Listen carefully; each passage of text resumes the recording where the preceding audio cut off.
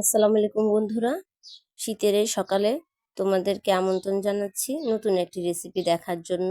আমি আসমা তোমাদের মাঝে হাজির হলাম একটি নতুন রেসিপি, স্যুপ রেসিপি নিয়ে।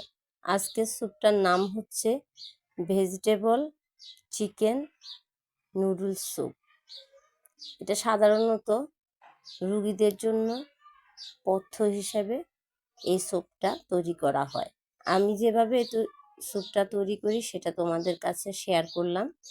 প্রথমে আমি 1 প্যাকেট নুডলস সিদ্ধ করে নিচ্ছি। নুডলস যে কোনোটা হলে হবে।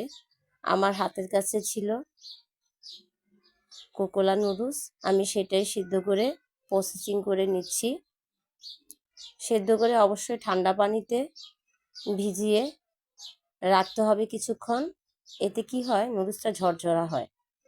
তারপর আমি চিকেন স্টু তৈরি করেছি। এটা প্রথমে আমি কয়েক পিস চিকেন সেদ্ধ করে ওই পানিটা না ফেলে ওই পানিটার ভিতরে গাজর কুচি দিয়ে দিলাম।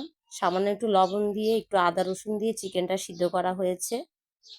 চিকেনটা সিদ্ধ হয়ে গেছে, আমি বাটিতে উঠিয়ে রেখেছিলাম। আর সেই চিকেন স্টোর মধ্যে আমি দিয়ে দিলাম গাজর কুচি, সামান্য 2টা এলাচ, 2টা দারচিনি। যেহেতু মাংস দিয়ে স্যুপটা তৈরি হবে সেহেতু একটুখানি তো গরম মশলা লাগবেই। সামান্য আদা রসুন অবশ্যই দিবেন, এতে স্যুপের ফ্লেভারটা ভালো আসে। আলাদাভাবে কেটে রাখা পেঁয়াজ, কাঁচামরিচ এবং আদা কুচি এগুলো এখন দিয়ে দিব। গাজরের সেদ্ধ যে পানিটা মানে চিকেন স্টোটা ছিল ওটার সাথে গাজর কুচিও দিয়ে দিয়েছি। যেহেতু গাজরটা সিদ্ধ হতে একটু সময় লাগবে সেই জন্য আগে গাজর দিয়েছি, তারপরে পেঁয়াজ, কাঁচামরিচ আর আদা কুচিগুলি দিয়ে দিলাম। সামান্য একটু লবণ অ্যাড করে দিতে হবে, দিয়ে কিছুক্ষণ অপেক্ষা করতে হবে। আর এই স্যুপটা কিন্তু সাধারণত এই মরশুমে, ঠান্ডা মৌসুমে খেতে কিন্তু দুর্দান্তই লাগে। এখন দিয়ে দিচ্ছি আগে থেকে সেদ্ধ করে রাখা চিকেনগুলো। আমি হাড় সহকারে দিয়ে দিলাম, একটুখানি ছিঁড়ে ছোট ছোট করে টুকরো করে দিয়েছি। হাড়টাও দিয়ে দিলাম। অনেকে আবার হাড় ফেলে দিতেও পারে, আমি দিইনি, আমি হাড় সহকারে দিয়েছি। তারপরে সামান্য একটু সিক্রেট মশলা দিলাম। এখানে সিক্রেট মশলা বলতে নিজে ঘরে বানানো মশলা। এটার ভিতরে 4-5 পদের মশলা অল্প অল্প করে ছিল, সেগুলি ফাঁকি করে দিয়ে দিলাম। তারপরে দিয়ে দিলাম জিরা গুঁড়া, দিয়ে আমি 5 মিনিট অপেক্ষা করব। যখন বলক আসবে তখন আমি অ্যাড করব আরেকটা সবজি।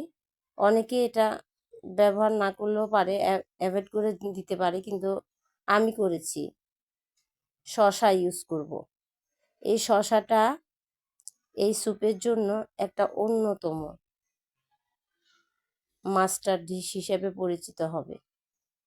তারপরে দিয়ে দিলাম সয়া সস। টমেটো সস থাকলে টমেটো সস অ্যাড করবেন। আমি যেহেতু এখানে পাকা টমেটো দিয়েছি সেজন্য টমেটো সস দিব না। দেখো কালারটা কি সুন্দর আসছে, খেতেও কিন্তু দুর্দান্ত ছিল। রেস্টুরেন্টের থেকেও কিন্তু কম স্বাদের ছিল না। তোমরাও বাসায় এভাবে ট্রাই করবে। আজকে আমার অনেক কষ্ট হচ্ছে ভয়েস দেওয়ার জন্য, আমি একটু অসুস্থ। দেখো কেমন লোভনীয় লাগছে। এভাবে বাসায় তৈরি করে দিবে, বাচ্চারাও খুশি হবে এবং বয়স্কদের পথ্য হিসেবেও এই ডিশটা দেওয়া যায়। অসংখ্য ধন্যবাদ এতক্ষণ ধরে আমার ভিডিওটা দেখার জন্য। লাইক, শেয়ার, সাবস্ক্রাইব করে আমার পাশে থাকবেন। আল্লাহ হাফেজ।